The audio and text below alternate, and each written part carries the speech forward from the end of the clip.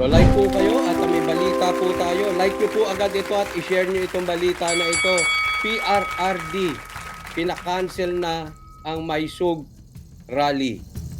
Cancelled na po. Cancelled na po. Ibabalita po natin yan at pinapakonfirm ko lang kung pwede kong sabihin kung sino ang ating source. But this is a very reliable person. This is from a very reliable group, no? Cancelled na po, pinakancel ni PRRD dahil pinaalis na po ng may-ari yung rally, yung setup ng rally doon.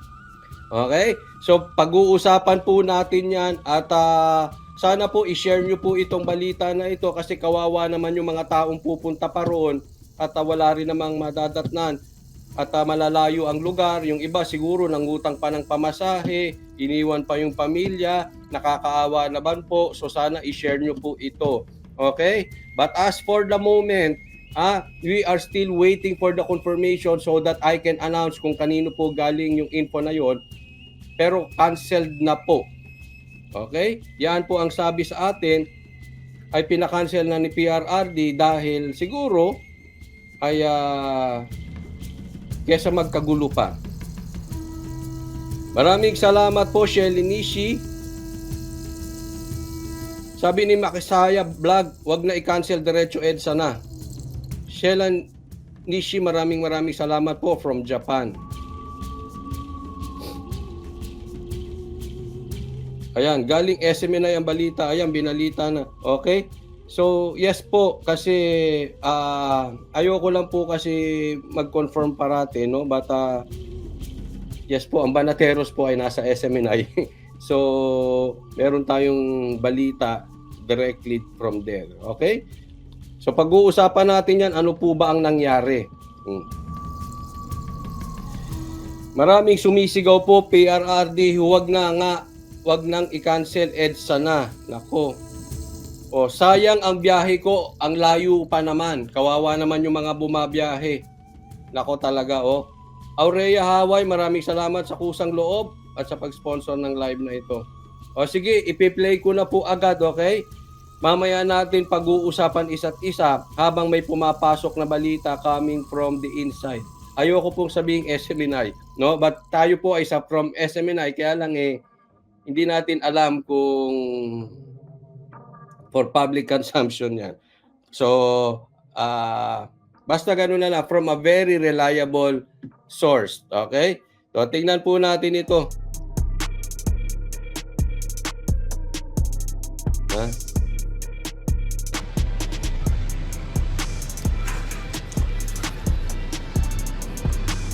Ayan, nag-uusap na po yung abogado at saka yung setup. Kasi pinapaalis na po. Ayan yung SMNI team. Ayan, yung may-ari po, yung medyo malaki ang tiyan, yung katabi nung naka-green ba yan? Yan po yung may-ari. Tingnan po ninyo. Kasi katabi, nung nasa kaliwa, nung tumatawag, yan po yung may-ari. At doon sa kaliwa ng may-ari ay yung abogado.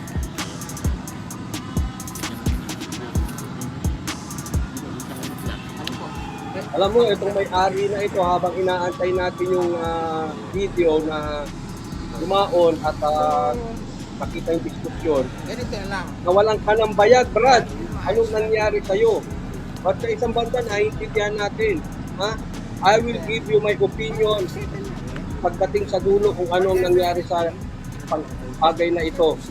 Itong sa pagpapalayas ng setup ng rally. Grabe, alam nyo, again, from a very reliable source, si PRRD at si Labaste ay nandito na. No? Wala nag-effort ang mga tao. Ayan. Pakinggan nyo po, yung abogado po, nandoon sa kanang screen nyo, yan po yung abogado, yung kalbo, ay yung panot. Mamaya na po siguro sa... Hindi, okay lang yan. Kasi ano po Hindi, okay na. Pero for the meantime, we are giving you 30 minutes to Yan. Mas madaling salita, tanggalin nyo na yung setup nyo. Kasi nabayaran na po itong may-ari Okay, babasahin ko po sa inyo yung binalita sa amin. Pinapalayas ngayon ng abogado di umano na may-ari ng lupa sa Bustos, Bulacan ng setup ng crew ng Maisog Rally ngayong araw. Abangan sa SMNI ang video. Ito yung mga natatanggap ko po sa group chat SMNI. Sa kabila ng may papel na hawak ang mga ito, binayaran na ang may-ari at tinanggap niya na yung pera. Inuutusan ng pulis na damputin ang mga nagse-set up ng naturang abogado. Panurin natin. Okay? Ayaw po. Paki-pull out lahat to. Hintayin lang po natin. No. We cannot. You have to pull it out. Parang ang choices na ginagawa po dito, it's either you pull out o kayo na lang ang magdemanda. I-demanda nyo yung may-ari for breaching the contract. Pero pinapupull out namin kayo. Pag hindi kayo nag-pull out, trespassing kayo. Okay? So mamili kayo. I-demanda nyo na lang yung may-ari or kayo ang ididemanda namin ng trespassing. Ganyan na po ang binigay na matapang na pahayag nitong abogado. Ang yabang ng abogado, no, but we cannot blame him kasi trabaho niya yan eh. Bayad siya dyan at hawak niya ang batas. Okay lang, demanda nyo na lang yung may-ari. Siguro, sabi nung may-ari, kahit naman demanda ako, kahit makulong pa ako, kahit magbayad ako, kaysa mamatay ako. 'Di ba? Walang choice yung may-ari. Kung tinakot ka talaga galing ibabaw, anong gagawin mo? Di ba na magkakaso ako? Buhay naman ako, kesa patay, di ba? Naman like, kung interview si attorney para sa Di ba? Hindi, okay. We are willing anytime. Basta ang request lang natin yan, just to avoid any untoward incident. Para huwag naman kami madamay dito. Paki-pull. Maliwanag ko. Para naman hindi kami madamay dito, paki-pull out. Let me repeat that. Para naman kami ay hindi madamay dito kasi para nag-uumpugang pader to eh. Marcos Duterte eh. Tama at mali, nag-aaway. Mga naninindigan sa katotohanan at mga tambaluslos. Ganyan ang labanan ngayon. Kayo nag-uumpugan, madadali kami dyan. Paki-pull out. So we are giving you... Sir, Magre-report ano kami pong sa- dahilan sir? Ba't ipo-pull out po? Ayun ang nangyari. Ayun. Yun lang reason. Di ba? Hindi niya din sinabi. Anong reason ba't ipo-pull out? Simple. Ayaw na mayari. Hindi na sila nag-explain kasi inutusan sa ibabaw, kasi tinakot sa ibabaw. Pero tatandaan nyo po, yung may-ari po, nilabas natin sa live ko kagabi, ay kahapon. Nilive ko po yun. Bisitahin nyo po yung live ko. Nag-testify itong may-ari na tinatakot siya. Galing mismo sa bibig ng may-ari. Hindi po yan chismis. Hindi po yan popcorn content. Galing mismo sa may-ari na tinatakot siya. Tapos ngayon, tinatanong anong reason ba't ipupull out, ayaw na nung may-ari. So i-connect nyo. Tinatakot siya, ngayon ayaw na. Di ibig sabihin, utos sa ibabaw. Merong duwag sa Maisog. Duwag kayo dahil alam ninyo sisiwalat ang mga katarantaduhan yung mga tambaluslos, mga animal kayo. Ano yung napag-usapan sir? May papel na Sabi dito, bakit yung may-ari dapat makipag-usap? Hindi, normal po yan kasi may abogado eh. Ganun po talaga. Ayaw man natin, nakakaasar man yung abogado dahil epal, nasa batas po yan. Trabaho ng abogado yan. We cannot blame him. Mayabang nga, di ba? Pero ano eh, wala, batas po eh. Kailangan talaga may abogado yan. JKQ32, maraming salamat po. From US. Maraming salamat po sa kusang loob at sa pag-sponsor ng live na to. Tuloy. Itimanda nyo to. Hindi, magpatimanda ka. Hindi kasi niyo ako pag-usap. Itimanda nyo to. Wag na siya makipag-usap. Idemanda nyo to. Di ba? Wala na pag-uusapan. Dalawa lang yan. Umalis kayo dito, idemanda nyo, or kayo ididemanda namin trespassing. Wala nang choices. Hindi na kailangan ng usap. They made up their mind. Siguro nga, yun eh. Kung ikaw ang may-ari, hindi hindi ka naman para sa bayan. Para ka lang sa pera. Aanhin ko naman ang pera. Kung yayariin naman ako. Gigipitin naman yung mga negosyo ko. Wala din. Di bali na mawala yung pera, mademanda ako, buhay ako.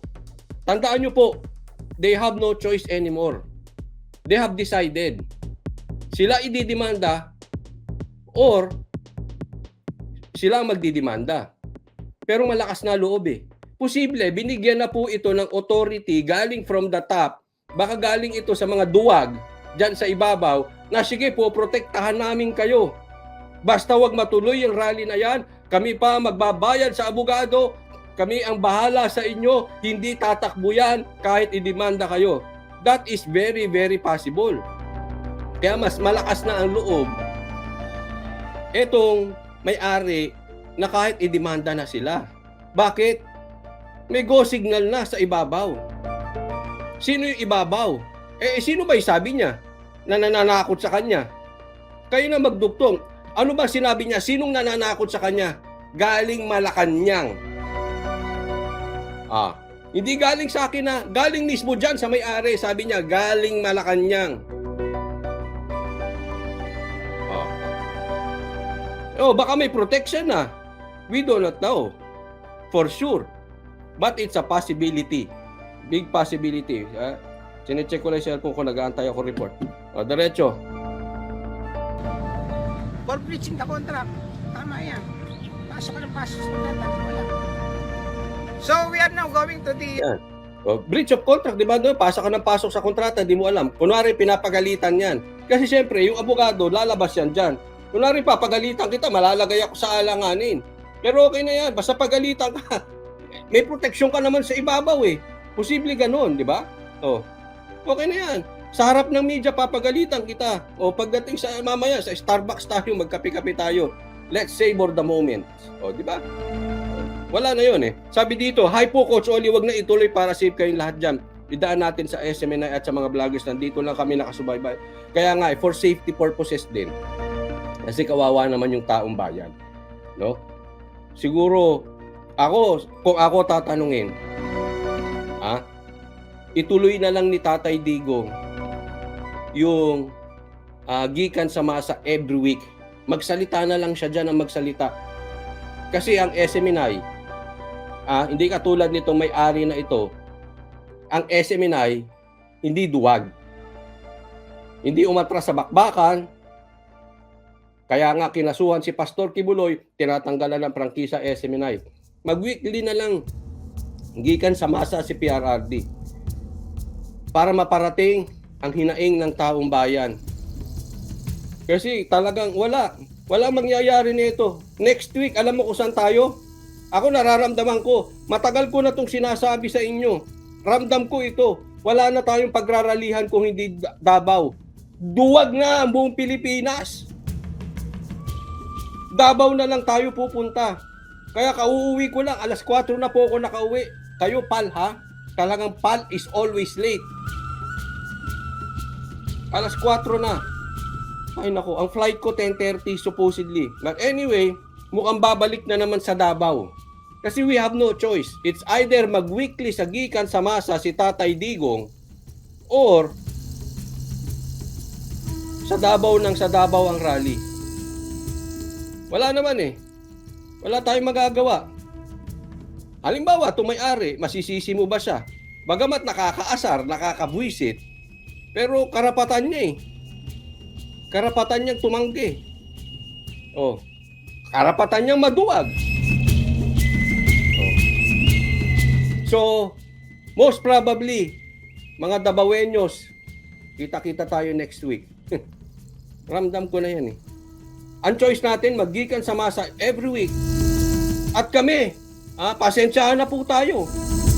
Magsasalita talaga kami na magsasalita sa SMNI. Kasi nakakapagsalita naman kami sa vlog namin eh. Pero syempre iba sa mainstream media. Yung ibang mainstream media, duwag eh. Walang yagballs. Ay, naku, magalit na si Banat Pai o si Boss Dada sa akin. Magbubunga nga talaga ako dyan sa SMNI sa Tuesday. O-occupy ko yung oras. Bubunga nga ko kayo mga animal kayo, duwag kayo. Itutuloy natin yan. Kaya lang, masama niyan, baka tanggalin naman ng SMNI. Pero sa akin, kahit suspindihin ng SMNI, tanggalin ng SMNI, kahit maapektuhan po yung karir namin Banateros dahil mawawala din yung programa namin. Okay lang. Importante, makabunga nga ako sa Tuesday. Maiparating namin sa taong bayan, tanggalin nyo ng SMNI. Pasensya na po SMNI ha. Sigurado naman, pag-iinitan kayo eh. Kasi hinaharang nila lahat. Tapos nilagay nyo Banateros, magbubunga nga. Diyan sa programa nyo, natural. Lalong mag-iinit yan. Andyan pa sila ka Eric. O na-meet ko sila ka Eric, mga bungangero din. Wala na talaga, pag-iinitan kayo SMNI. But ang tanong na lang nito, kailan ipasasara ang SMNI? Yun na lang yan eh. Ako, sa pakiramdam ko talaga, pasasara nila yan. Tingnan mo yung ginawa nilang katarantaduhan dito. Andiyan na yung mga tao. Sila, Tatay Diggs, as far as I know, nakalipad na. Nasa Manila na. Nandito na. Pinahirapan nyo yung mga tao, mga animal kayo. Wala kayong puso. Ano, martial law ba tayo? Mga diktador kayo, mga animal? Sa martial law ba tayo?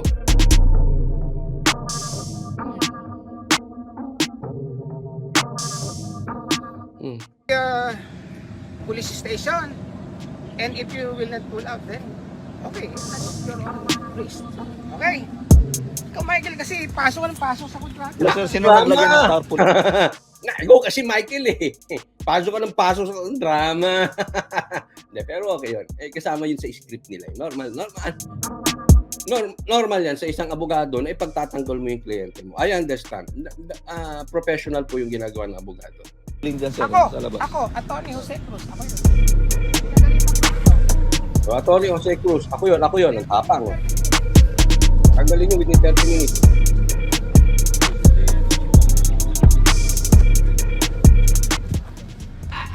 Aalisin nyo, hindi. Pakitanong lang kung aalisin o hindi. Yun na. Yun na. Aalisin o hindi. Aalisin mo sa munisipyo. Pero for the meantime, pull out.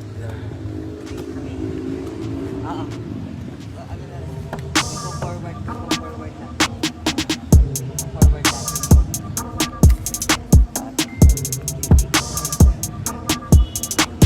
Alam mo, tingnan nyo yung panggigipit na ito, ha? Kayo mga senador, kasamahan nyo naman si Robin Padilla. Kayo mga re-electionists dyan, na mga dating Duterte. Pambihira naman. Samahan nyo naman si Senator Robin sa pakikipaglaban. Grabe na tong panggigipit sa atin. Kayo mga congressman dyan, manindigan naman kayo. Betan, maraming salamat sa kusang loob at sa pag-sponsor ng live na to. Anong ginagawa nyo? Bukas, pag hindi pa kayo nagsalita patungkol dito, wala talaga kayong silbi. Kayong mga re-electionist dyan sa Senado, inuulit ko, mahiya naman kayo. Mahiya naman kayo kay Senator Robin. Si Senator Robin na lang tayo ng tayo, kayo wala. Pag kayo wala pa rin kayong komento rito, wala na akong pakialam kahit mga DDS shit kayo. Hindi pasensya, nakakaasar eh. Ano?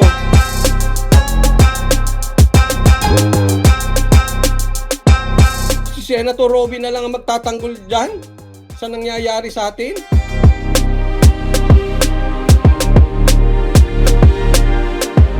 Kita-kita ulit tayo, Davao. Mel Bruins, maraming salamat po sa kusang loob at sa pag-sponsor ng live na ito. Thank you, thank you. Yes po, cancel na. Sa mga pupunta ron, wag na po muna kayo pumunta ha. Wag na po muna kayo pumunta. Baka delikado rin po. Antay muna tayo at magpo-post naman po ako ng mga marami naman pong vloggers at magpo-post din ako ng update. Okay? Sabi dito, ni JQ32, yes, mag-step up na mga senador. Except Risa. Hindi naman mag-step up yan si Risa eh. Nahuhumaling yan kay Pastor Kibuloy. Hindi ko alam baka paborito niya si Pastor Kibuloy.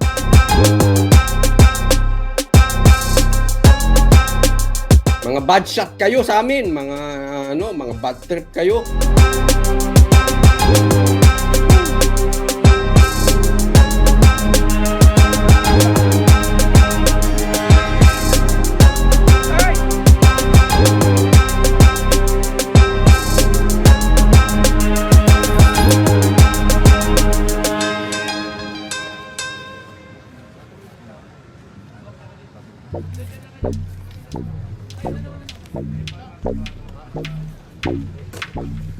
Tanong ko nga sa inyo, ito ba nasa martial law ba tayo? Wala na tayong freedom of speech? Antayin natin kasi baka naman magsalita si Tatay Diggs sa SMNI. Antayin natin, ha? Antayin natin. But may mga development yan na. Pero as of now, canceled na po, okay? And then wait for further announcement kung sakaling matuloy. Pero kasi para on the safe side, lalo't malayo lugar at alanganin naman kung matutuloy ito or hindi. Most probably hindi na ito matuloy kasi nag-declare na yung may-ari eh. Idemanda na lang siya through his lawyer na idemanda na lang siya ang breach of contract. Hindi na namin pinapagamit etong lugar namin. So, sa demandahan na usapan. Wala na dyan sa kalsada. Wala na dyan sa Bulacan.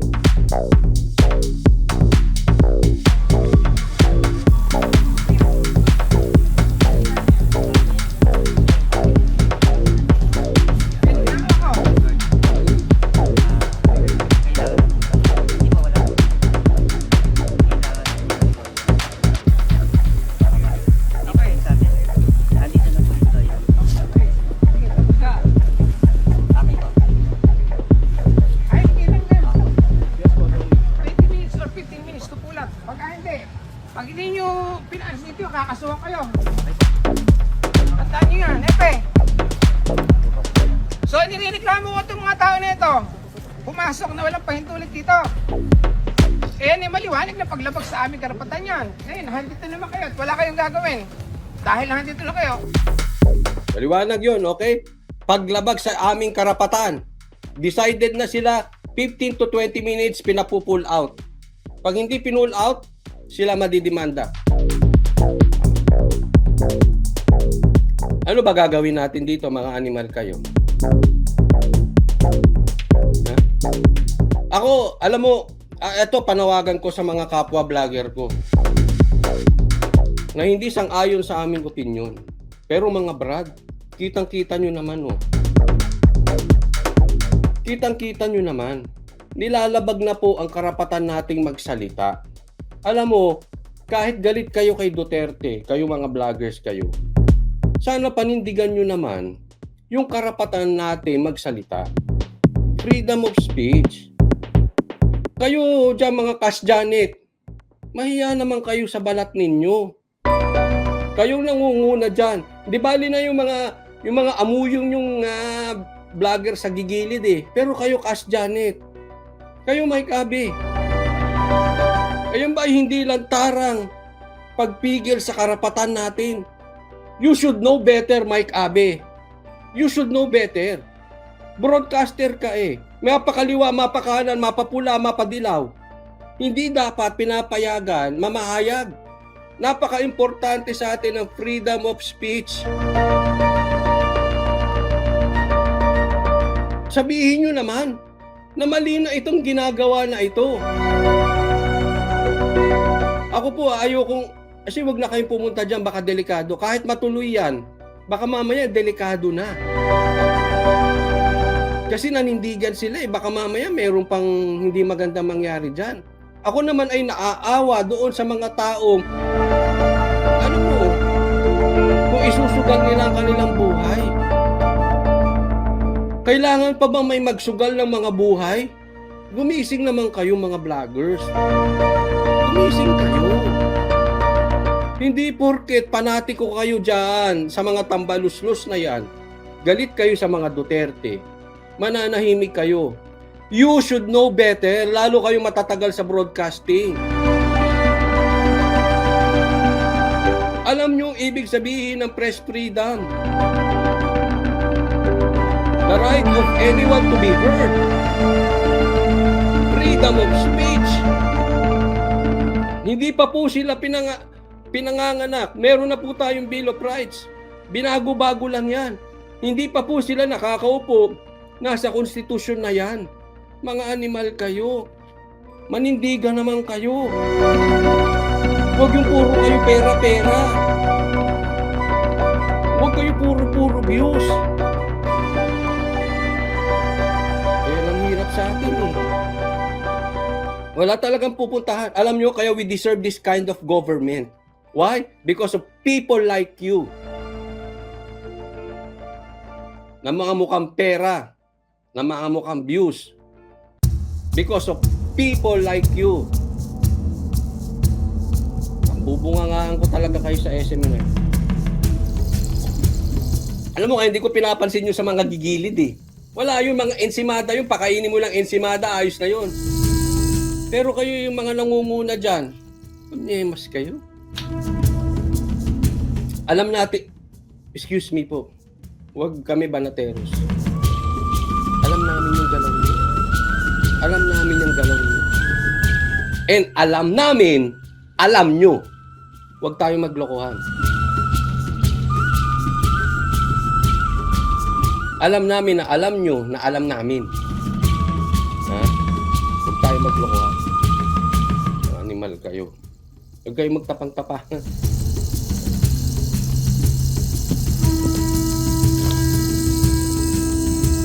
Anong gagawin natin dito? Ay. Tingnan natin pa ito.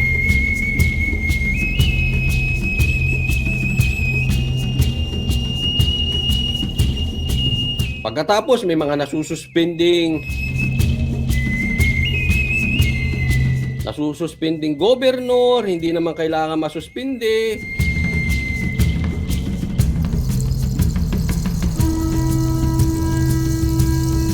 Saglit po ah.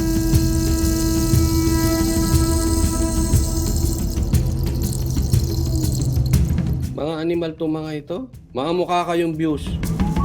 Diba? Bumalik na kayo sa TVJ. May bagong balita ron. Pumunta kayo doon. Kasi marami pa rin nagsiksikan dito eh. Palibasa na wala na yung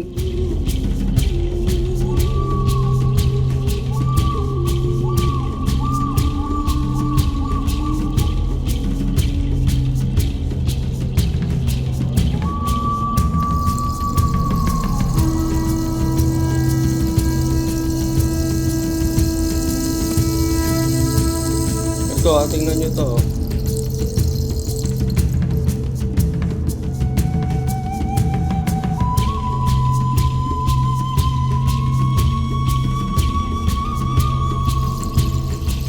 Ito, kalalabas lang ng ano. Yan. So, kung galing ka ng Ulilan, tandaan mo, Naharang na ng pulis. may hinarang silang mga motor. Grabe. Grabe talaga, guys. Ayan, oh. Para walang makaself-lusot papunta doon sa venue. Ayan, oh. Hinarang. Nagkaisa ang mga pulis dahil sa utos. Ayan, oh. Ayan, oh. Grabe talaga, guys. Ano pinuntahan po namin? Davao, Cebu, Tagum. Dito lang ho nagkaroon ng plan. Ganito. Ayan po ang ginagawa nila. Tingnan nyo mo to ha.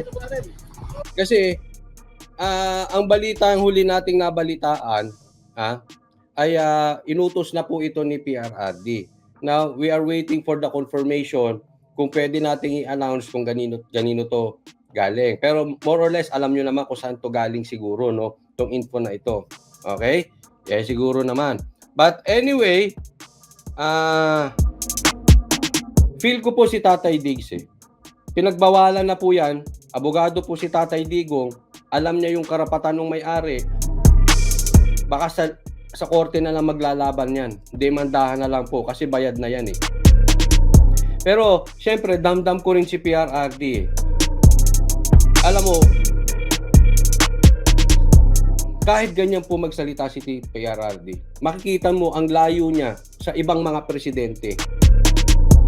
Yung puso niya kasi, ang tagal na mayor ni PRRD. Ha? Ang mayor po kasi executive branch yan sa isang city, yan po ay nasa ground. Dramdam niya yung puso ng bayan. Hindi po yan pinanganak sa isang malaking apelyido, pinanganak ng mayaman, pinanganak ng spoiled, lumaki ng weak. Ramdam niya po ang mga simpleng tao. And at the same time, galing Davao yan, galing Mindanao. Yung magulong lugar, alam niya paano ginawang tahimik. So, pinoprotektahan niya lang. Huwag po kayong magagalit. Pinoprotektahan niya lang ang bayan. Ang mamamayan. Kasi nga kung ipipilit, baka mamaya may masaktan. At may andyan na nga may mga pulis na.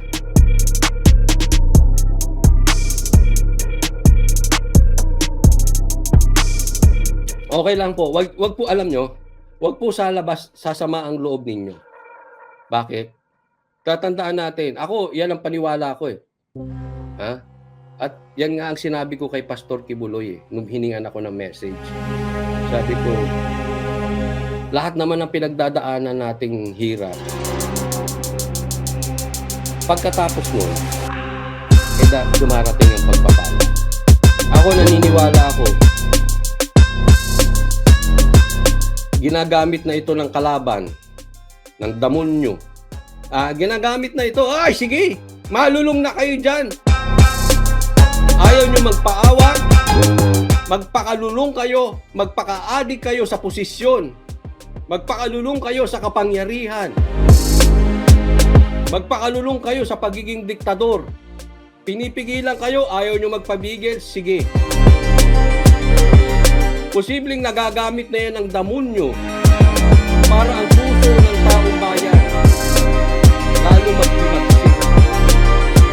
At pag nahinog na, tunay na hinog na ang mangga ni BP Sara, pagsalita ni BP Sara, game over na. Antayin natin. Huwag po kayo mawawalan ng pag-asa. Basta tuwing may pagsubok, kapit. Yan yung sinabi ko kay Pastor, kapit. Dahil after that, pagpapala. Kung nilalabag ang karapatan natin, may Diyos na. Makukuha din natin to. Antayin lang natin, mga brad.